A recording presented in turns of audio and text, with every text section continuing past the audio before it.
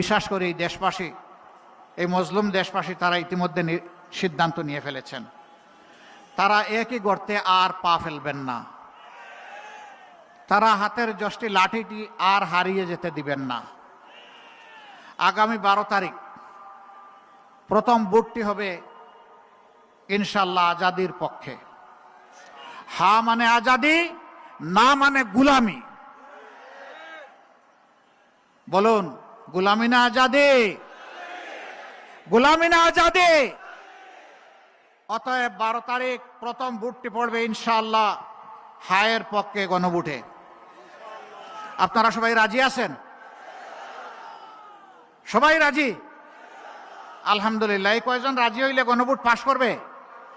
প্রত্যেকটা মানুষের হা ভোটে ভোট নিশ্চিত করার জন্য আজ থেকে আমরা যুদ্ধে নামবো ইনশাআল্লাহ। মানুষকে বুঝাবো, হা বিজয়ী হলে বাংলাদেশ বিজয়ী হবে, হা পরাজিত হলে বাংলাদেশ পরাজিত হয়ে যাবে। আমাদের সন্তানরা তারা বলেছে জীবন দিব, জুলাই দিব না। আমরাও বলছি জুলাই শহীদেরা প্রয়োজনে জীবন দিব, তবুও তোমাদের সাথে দেওয়া কথা রক্ষা করব ইনশাআল্লাহ।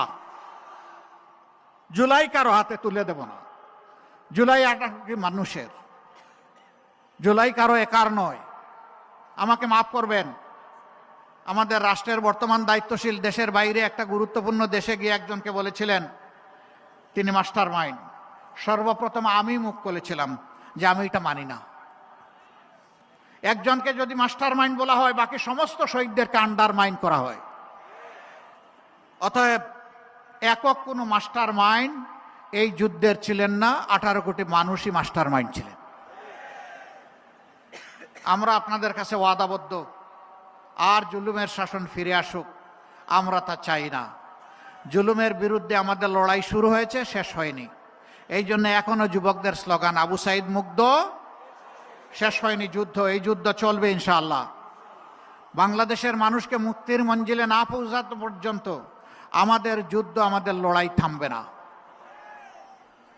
সকল সভ্য দেশের সাথে আমাদের বন্ধুত্বপূর্ণ সম্পর্ক থাকবে, কিন্তু কারো চোখ রাঙ্গানি আমরা মেনে নেব না, কাউকে প্রভু মানব না। সবাইকে বন্ধু মানতে রাজি আছি, বুকে জড়িয়ে আলিঙ্গন করতে রাজি আছি। শর্ত একটা, এখানে অবশ্যই পারস্পরিক শ্রদ্ধাবোধ এবং সাম্য থাকতে হবে। আর এই জাতি কারো কাছে মাথা নত করবে না। আমরা সম্প্রতি কিছু উৎপাত দেখতে পাচ্ছি এখান থেকে ওখান থেকে।